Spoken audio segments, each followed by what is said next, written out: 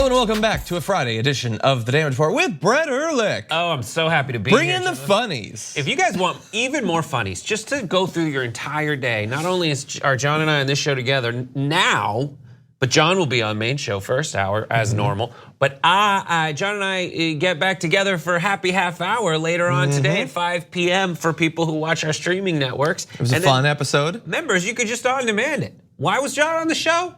Who canceled ahead of time that John so graciously stepped in for? Maybe if you watch the show, you'll find out. But for all the people who did tweet me questions to ask John, there will be a web only and members only, depending on how you look at it, video where we do that. And it was quite a lot of fun. It was very fun. We did it at the end. Drank whiskey. After the whiskey drinking. Exactly. Someday. John's classy take on whiskey, which is to add cherry Coke. You're pointing that out on multiple shows now. Okay, yeah, don't watch it. It was terrible. It was really good. But anyway, really you should watch this though. I mean, you are. Why stop now? Why change horses mid-show? Despite our best efforts. We're working on it. No, it's gonna be a fun episode. Star Wars is gonna get ruined, so if you like Star Wars, you won't need more. That'll be fun. Cable. So this is basically the falling apart of the mainstream media.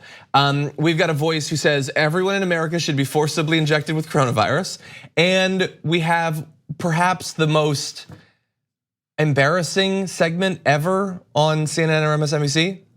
Like I think that's safe to say. We'll get into it, but no matter who you are, shut down the channel for a day. At some point, you will be embarrassed. Exactly. For a number of reasons. Yes, but let's start off with something at least semi-serious before we get to all the frivolity.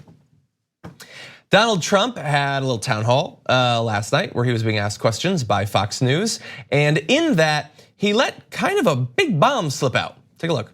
But this would be a focus of a second term? Oh, absolutely. But when the trade deals kick in, now again, we were disturbed by what's going on with the virus, but that's going to be fine, and everybody, it's going to be fine.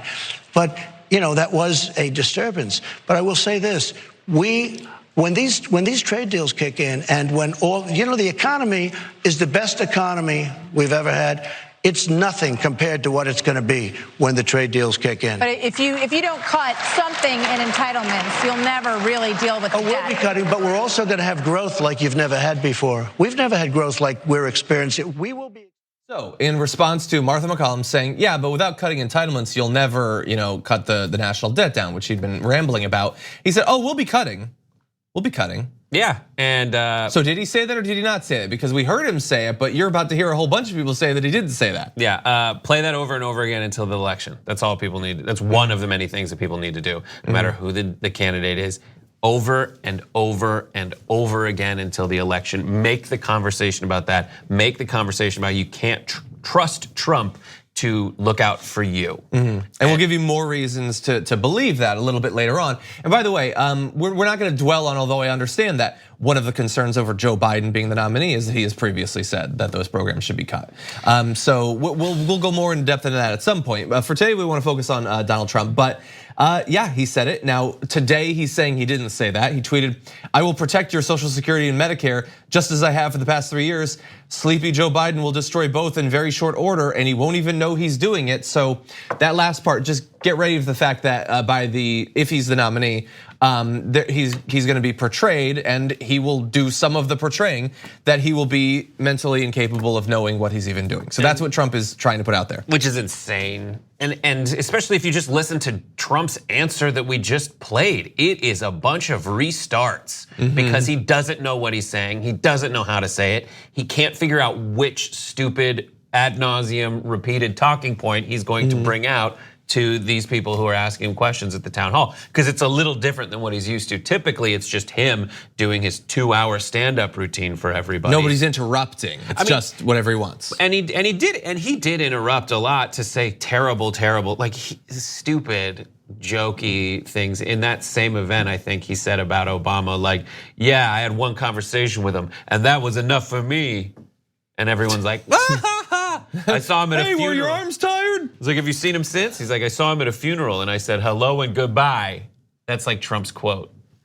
But like, and the yeah. point is, Anyway. like we're talking about the economy, we're talking about people being alive, because these main economic talking points are can people afford to put food on the table, and are you going to let them die from coronavirus, and will that affect the economy?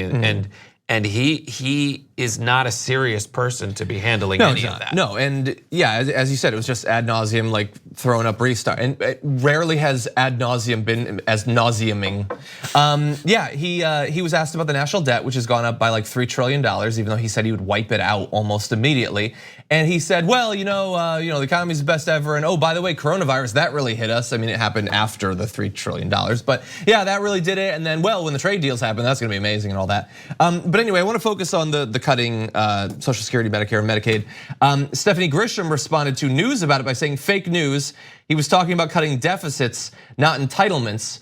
But that's not, well, technically, he was talking about cutting deficits by cutting entitlements. Right, he was talking about. Well, we have the actual, exact White House transcript. There you go. Question, but if you don't cut something in entitlements, you'll never really deal with the debt. The president, we'll be cutting, but we're also going to have growth like you've never had before. She said, if you don't cut something in entitlements, you'll never really deal with the debt. So if you don't cut this, you're not gonna cut that. We'll be cutting. And he's lying, because that's what everybody, like, that is already a Republican talking point, which is we do need to cut entitlements. The Republicans are relying on just ridiculous Trump rhetoric, the other stuff that I mentioned, the Obama jokes and everything, to carry him through with the Trump base, just general rhetoric. Because a lot of that Trump base relies on entitlement programs. Yeah. They are not like college graduates who have white collar jobs. These are people who are struggling to find, even if they have a job, the kind of job that will pay them enough to put food on the table.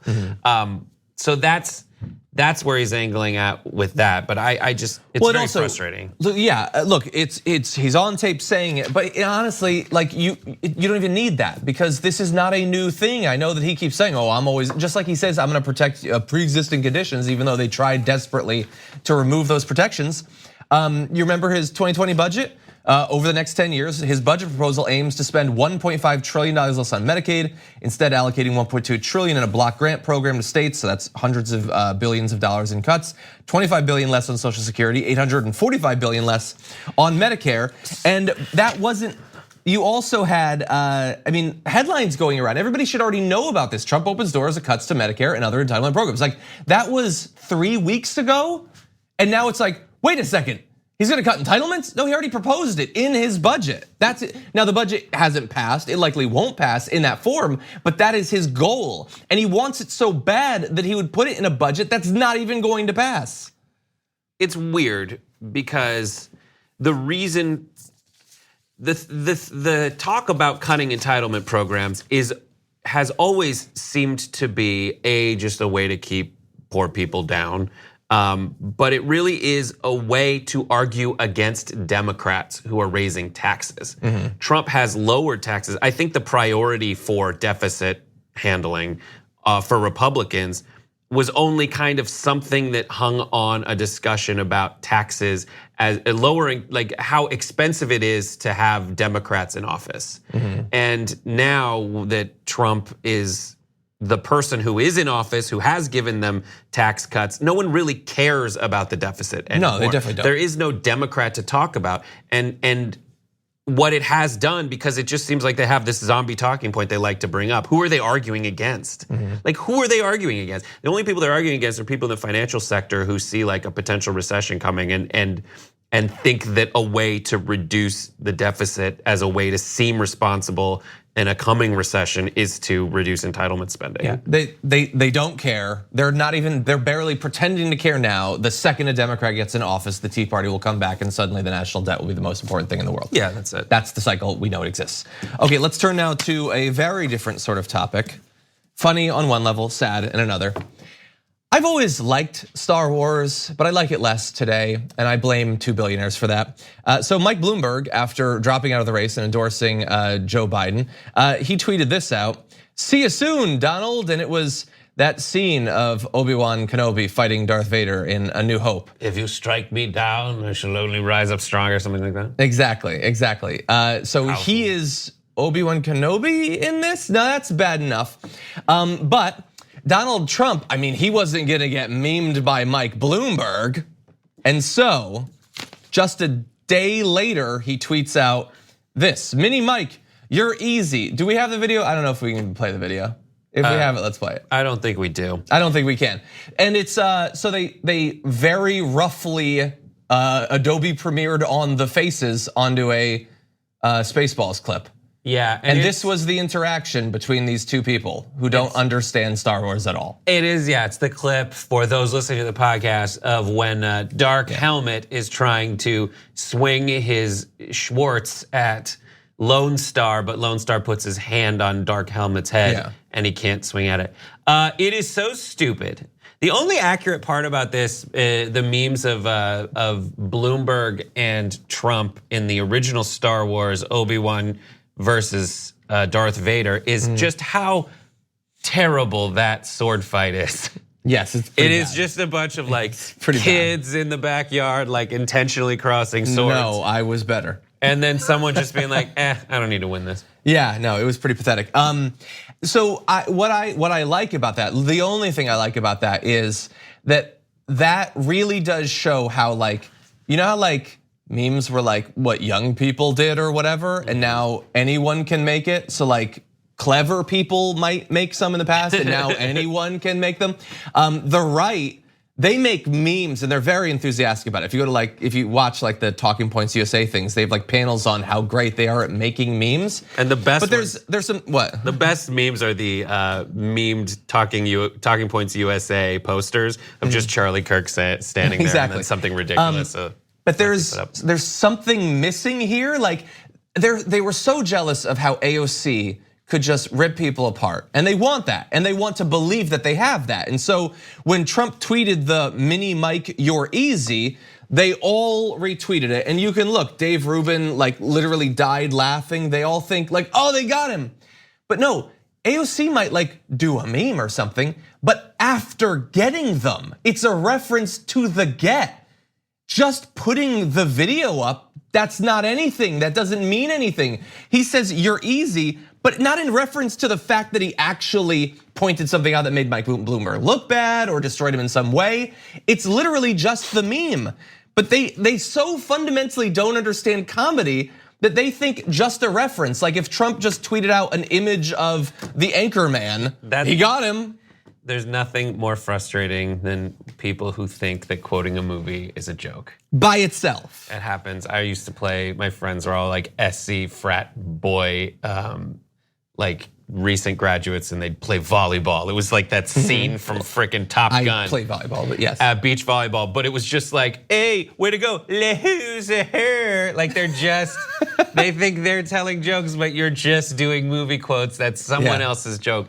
Eventually, you should get to the point where you have your own things. I disagree. I think Trump is fun, can be funny in a way that understands his own audience, the same way that I know that there is a comedic strain to the blue collar comedy tour of like Larry the Cable Guy. There's jokes he knows how to tell to his audience to make them laugh. I just hate picturing what it must be like to be the kind of person who finds that funny. Like there's my friend used to read New Yorker cartoons out loud in a way that revealed how desperate you'd have to be as a human being to find them funny. Yeah. And it would be like, I went to the sushi bar and I ended up getting eaten raw. There's a bit of that to this. All of that is like, gotcha, Donald. It's like, no, you didn't. It's not funny. And look, Donald's bad here. He's not the only one. Bloomberg, you're just the worst. Like that wasn't funny either. See you soon. No, but you did have a pathetic end to your run. It was really bad. And you're not gonna rise up strong. You've got your money, sure. You can shower money on him, but that's not you being tough or strong or cool. I'm gonna lose it. We gotta move on. I just disagree because I do think Mike Bloomberg has made some of the best ads of this cycle. And if he's using his powers for good instead of evil in a general election, not between now and then, but in a general election, save your money till when it matters. Okay, yeah, at some point, Joe Biden will be scooping ice cream in a really awkward way and honking the snout of a dog. Okay, we gotta go. We got a lot more after this. We need to talk about a relatively new show called the Republic, or UNFTR. As a Young Turks fan, you already know that the government, the media, and corporations are constantly peddling lies that serve the interests of the rich and powerful. But now there's a podcast dedicated to unraveling those lies, debunking the conventional wisdom. In each episode of On the Republic, or UNFTR, the host delves into a different historical episode or topic that's generally misunderstood or purposely obfuscated by the so-called powers that be, featuring in-depth research, razor-sharp commentary, and just the right amount of vulgarity. The UNFTR podcast takes a sledgehammer to what you thought you knew about some of the nation's most sacred historical cows. But don't just take my word for it. The New York Times described UNFTR as consistently compelling and educational, aiming to challenge conventional wisdom and upend the historical narratives that were taught in school. For as the great philosopher Yoda once put it, "You must unlearn what you have learned." And that's true whether you're in Jedi training or you're uprooting and exposing all the propaganda and disinformation you've been fed over the course of your lifetime. So search for UNFTR in your podcast app today and get ready to get informed, angered, and entertained all at the same time.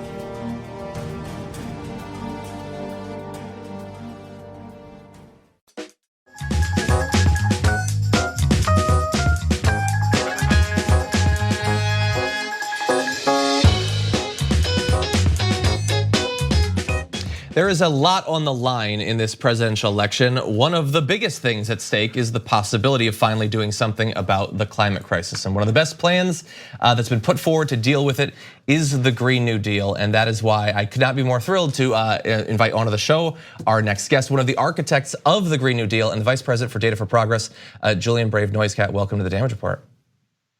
Thanks so much for having me. Very glad to have you here. There's a lot that I want to learn about, but I want to start with the process of putting together the Green New Deal. What were the origins? How did it evolve over time? The Green New Deal really came out of two conversations. The first was this conversation about how we were going to get a popular and really a populist climate policy across the finish line. So backtrack to 2018. This is before the climate strikes. This is before the election of AOC. Climate is generally considered like a tertiary issue for Democrats. And we were all, as climate advocates and wonks, concerned about how we were going to get this issue to the top of the agenda. And back then, the leading thinking was through something called a federal job guarantee, the notion that the government would become an employer of last resort for people in the economy. And so we started this conversation about a job guarantee. At the same time, this was before the Democratic midterms in 2018. And there was a bunch of candidates, including Ocasio-Cortez, who were running on this thing called a Green New Deal. And those two things sort of combined, this conversation about jobs and the climate crisis. And by November, we kind of coalesced on calling this sort of package that we were developing the Green New Deal. I'm curious on your read on, as you point out, it was at that point like a tertiary issue at best, and now it's one of the most high-profile issues, not necessarily on the debate stage to my endless frustration, but for people thinking about what needs to happen in this election. And I'm curious, like it felt like the protest outside of Nancy Pelosi's office was the turning point on that. Do you think that might be the case? Do you think that it was putting a name and a label on this program, that it needed that sort of identifiable brand almost? What do you think we could attribute the rise in importance and talk around this issue to? I think that those are definitely two very important parts of it. The naming a solution that was appealing to people and that had brand name recognition, the Green New Deal, that was important. The sit-in in Speaker Pelosi's office, also important. I think from a broader perspective, though, you have to remember that I think the climate crisis is becoming actually much more visceral and felt by people. This used to be something that we thought of as something that was far off in the future.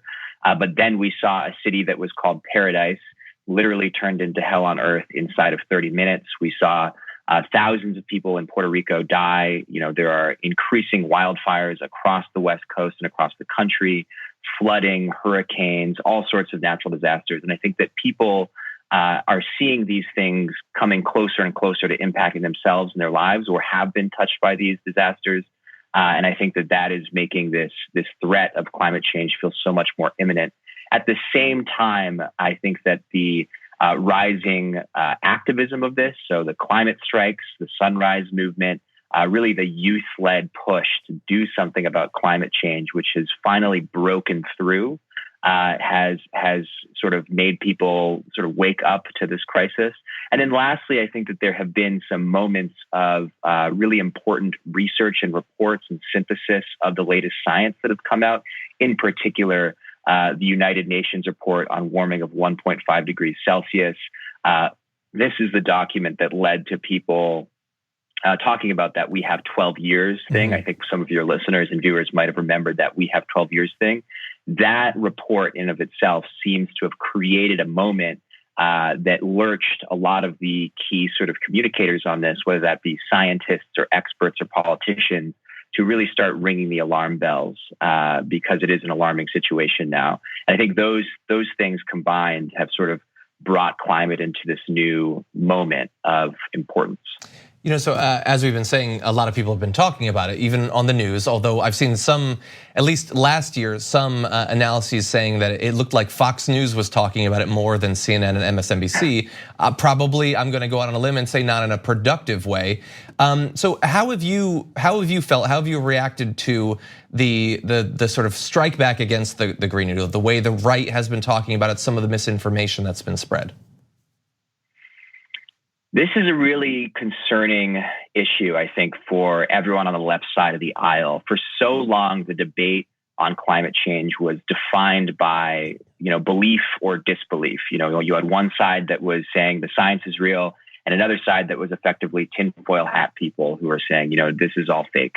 And unfortunately, that means that the folks who are supposed to be advocates on this, the Democratic Party, the left side of the aisle, were able to get away with simply just saying, oh yeah, we believe the science. And that was kind of where the conversation ended. We never got into more detail about what this could look like. And so I think that we as experts and advocates, as people who are more engaged in politics, who go into the media and talk about these things, have a real responsibility to educate the public about what climate action could look like and how it could benefit the economy, how it could benefit everyday people like you and me, how it's going to produce jobs, all of that sort of stuff. And I think that we are now into that stage of the conversation, the debate, where there are going to be an understanding of differences between different approaches to climate change, and a huge role that the Green New Deal has played and can continue to play is in sort of driving a positive conversation about what decarbonization, what mitigation, and what adaptation to a warming planet might look like. But a huge part of that is also going to be fighting back right-wing propaganda. There's a huge business interest in this country in describing anything that aims to rein in emissions as Venezuela-style socialism, as an attack on the American way of life. And part of our role on the left side of the aisle, on people who produce policy about this, is to refute those lies. And I'm curious too. I know that you're obviously coming into this from the point of view of helping to craft the policy, wanting to see it through. It's looking like going forward, and you pointed out we don't have much time, that for the next 4 years, one of three people it's looking like is going to be in charge of whatever our response to the climate crisis is. It's either going to be Donald Trump, Bernie Sanders, or Joe Biden.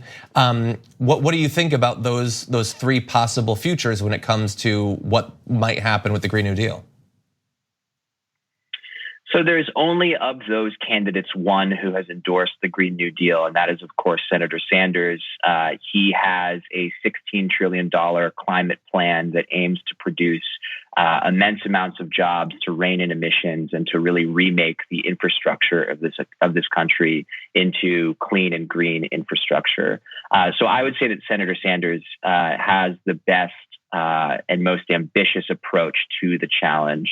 On the other end, of course, Donald Trump, until very recently, was describing climate change as, quote, a hoax invented by the Chinese. So I think that we know what's in store in a Trump presidency. I think it's probably more attacks on science, more denial of the problem.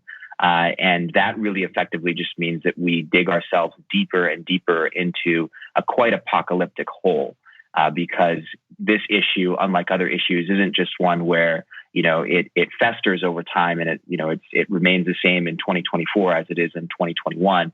No, in fact, actually, the longer we take to rein in emissions, the graver the future is and the present is going to be for all of us. So that's a big consideration. I would say that Joe Biden, he, to his credit, put forward a fairly comprehensive climate plan, actually, after being pretty roundly criticized by groups, including the Sunrise Movement. It was a weak point for him early on in the primary that he tried to correct for.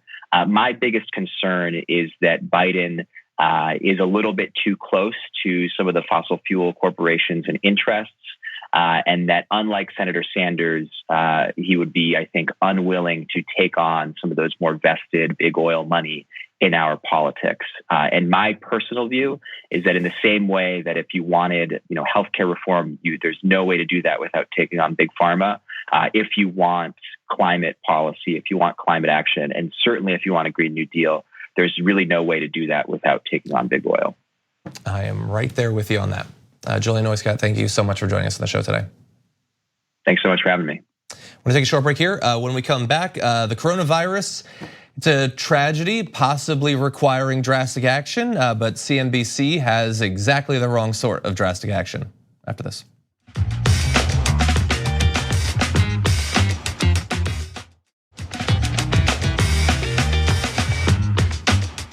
For weeks now, CNBC has been grappling with the apparent economic damage being done by international concern over the spread of coronavirus, and it sometimes leads to them saying kind of crazy things. Take a look. Think about how the world would be if you tried to quarantine everybody because of the generic type flu. Now, I'm not saying this is the generic type flu, but maybe we'd be just better off if we gave it to everybody. And then in a month it would be over, because the mortality rate of this probably isn't going to be any different if we did it that way than the long-term picture. But the difference is we're wreaking havoc on global and domestic. Right.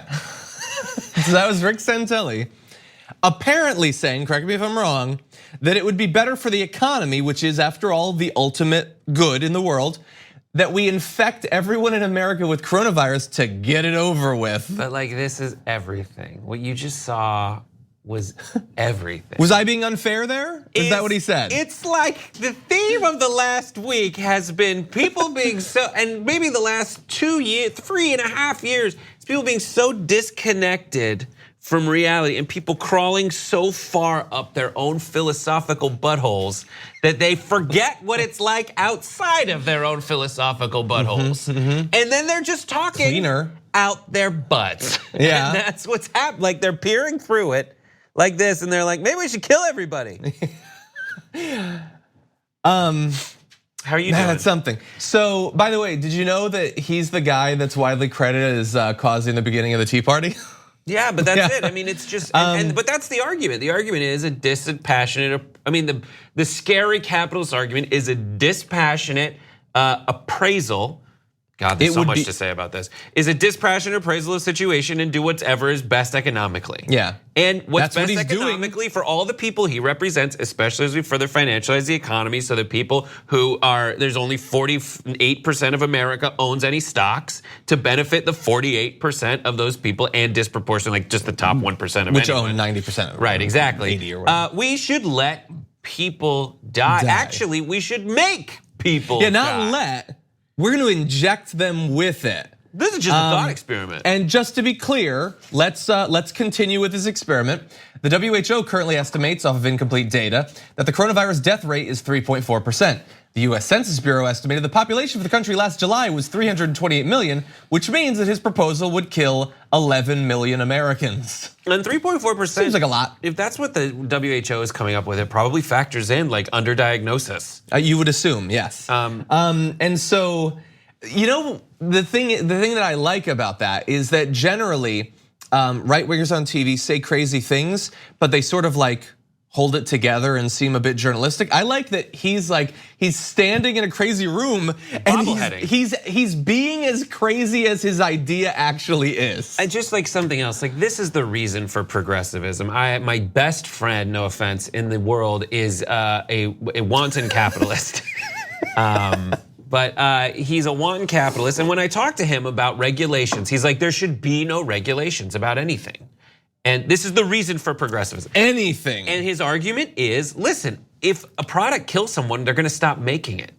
But what you just saw, but No. that's not true. And not true. progressivism was born essentially, maybe I'm definitely oversimplifying, but a factory caught fire, and there were no protections for the people who worked there in terms of regulations to keep the workplace safe, and they had to jump out the window or burn alive. Now we have fire escapes because people were like, we need some kind of regulation to mandate that, like, we protect people who are vulnerable. Yeah. And then but the counter argument is no.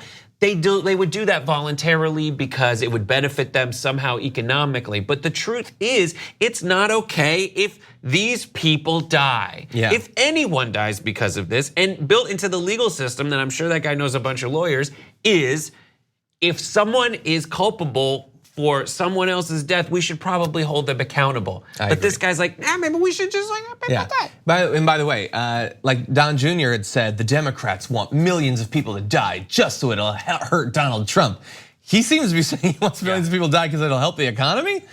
So that's a crazy thing. And with crazy rhetoric comes the need for crazy good apologies. So we're gonna play a bit of his apology and we're gonna adjudicate, should this guy be giving people financial advice online? Okay, here it is. Yesterday, during a segment on the exchange, I said maybe it would be a good idea to expose everybody to the coronavirus, maybe it would be better off for the economy or the global economy or the markets in general. It was the dumbest, most ignorant, stupid thing anybody could have ever said. What was in my mind at the time, when I was young, and if you got measles, chickenpox, mumps, my parents and other parents would not only put family together, sometimes they bring other students together to expedite the process. It was just a stupid thing to say. It's not appropriate in this instance. This happens. It's so perfect. He's on the floor of a stock exchange, basically, like about his career, going, turn these machines back on. But that's what happened when he was, and it's so sad. He's having the hangover after the party because behind him, the way the blood came out of his whatever, like he was like going crazy with like when Bruce in Finding Nemo, the shark smells a little blood. Like when the floor of the stock exchange was open, he was like, let's kill everybody. And behind him, even then you saw a bunch of people being like, buy this. And like we wake up in the morning and all that stuff's happening. Yeah. But he wakes up the next day, he's like, oh, I did some things last night I really regret. And I think I mean, first of all, I'm buying a whole bunch of Pedialyte and I'm gonna rehydrate and then I need to apologize. And the analogy, there are a few differences between giving kids chickenpox so that they don't have a higher chance of dying later on in life from that, to giving people a disease that's killing thousands. Anyway, yesterday on the Damage Report, I said that all men should be put through a big meat grinder. Yes, I did say that. But what I was thinking at the time, what a weird thing to have to do in your career. But he's probably gonna be fine because this is just one of the crazy things he said. Okay, we're gonna take a short break, but even more to come after this.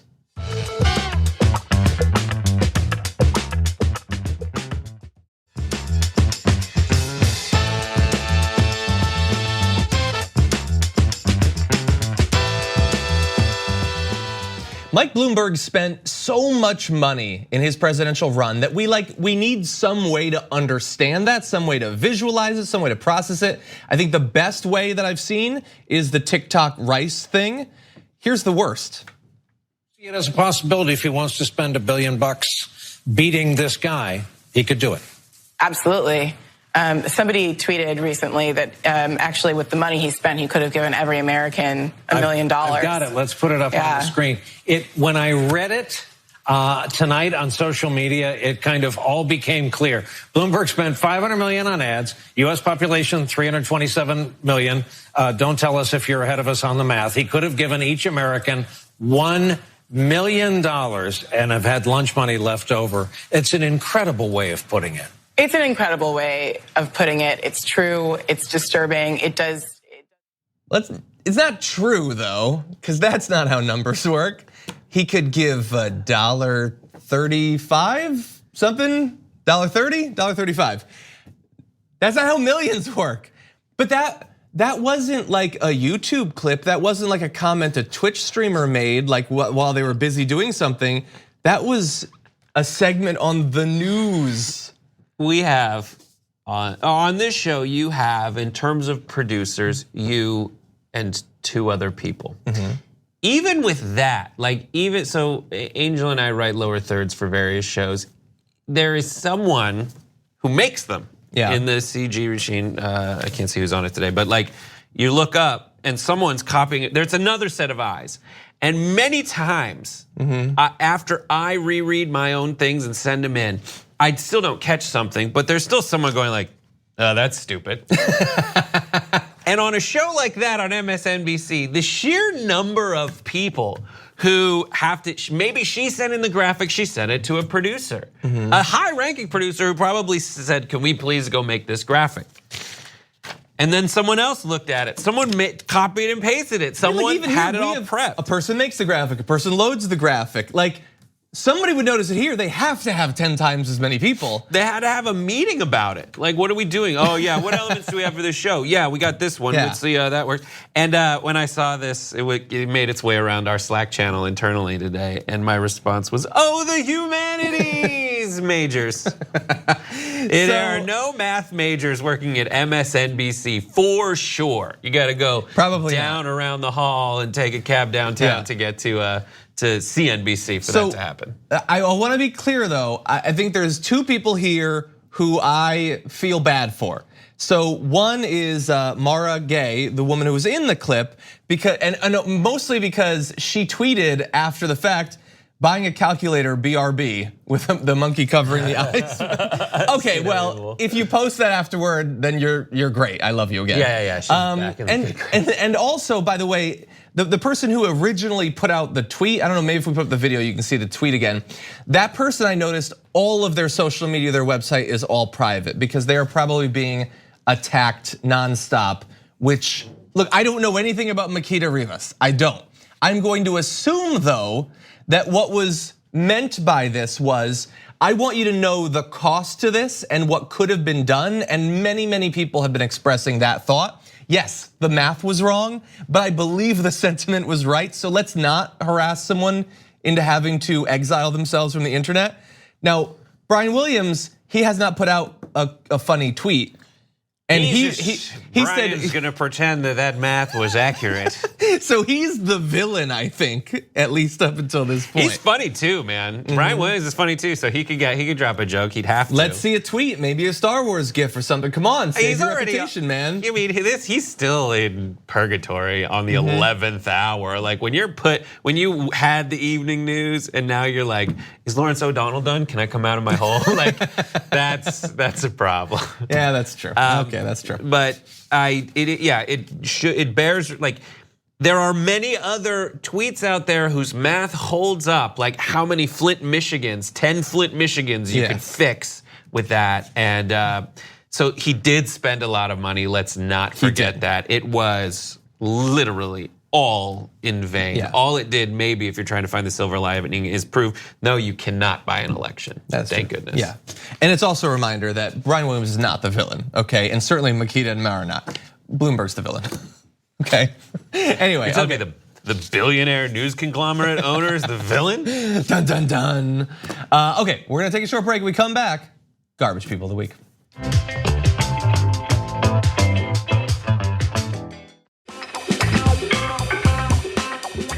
Now it's time to take out the trash. This is Garbage People.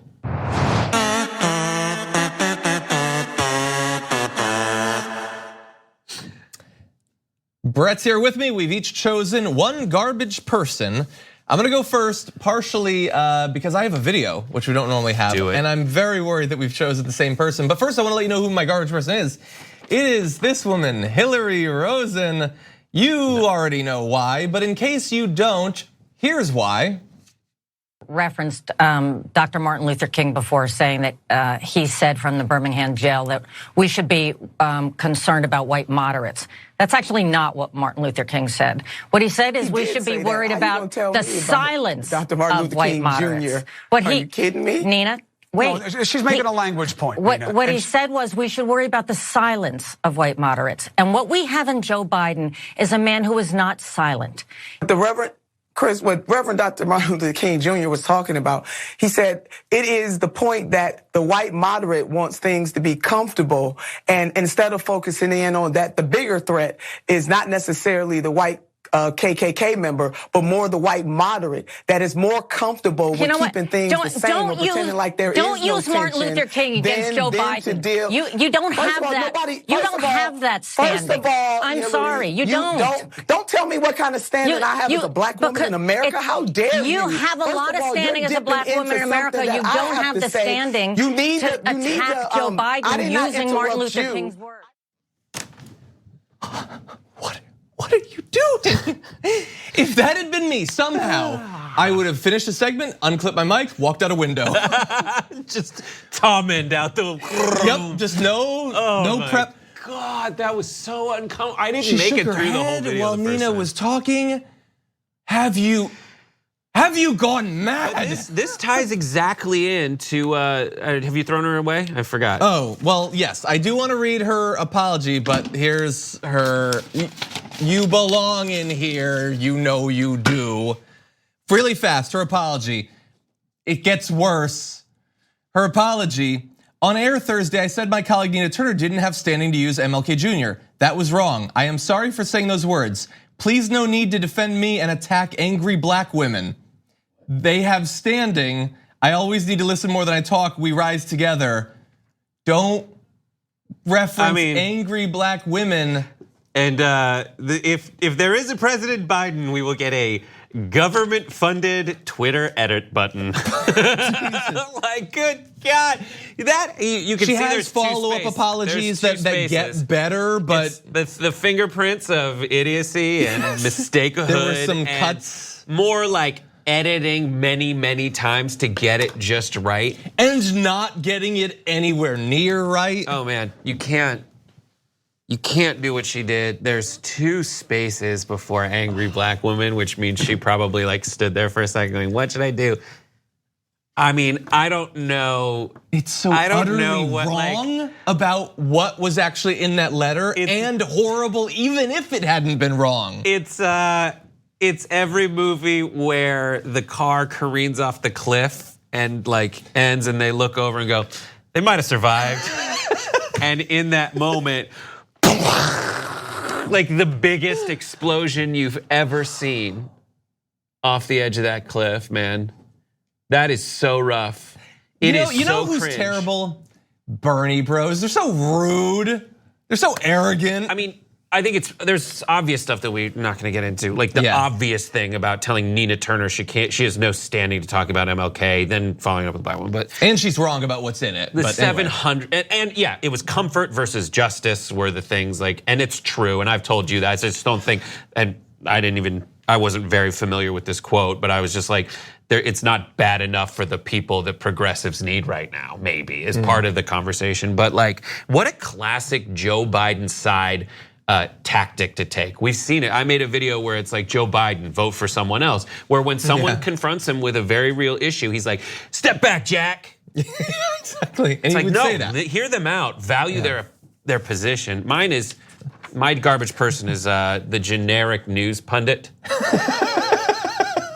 The first cartoon. This is the first cartoon, but not the first meta concept. The generic news pundit who in the wake, who keeps asking like AOC questions about like, would you support the Democratic candidate? And goes up to Bernie is like, will you drop out? Think you got gotcha questions? Like, will you drop out if you don't have the plurality? And then just like, it doesn't look like anything to me. When the answer is, oh no, I'm principled in my stances. Yeah. And they're I'm like, being consistent. Compute? It's like Westworld where all they just break apart, like watching Maddow get that answer. Be like, I think that's the fembots of Austin Powers, but I don't want to get into gender. Here, generic news pundit. Come up with your own thoughts, and to them, they think that politics is a game. It is not. Yes, yeah. That was good, because that question did frustrate me, but I didn't think about it. Okay, thank you so much, everybody. Check out not only Brett, but also myself later on today on the Happy Half Hour, and thank you for joining me.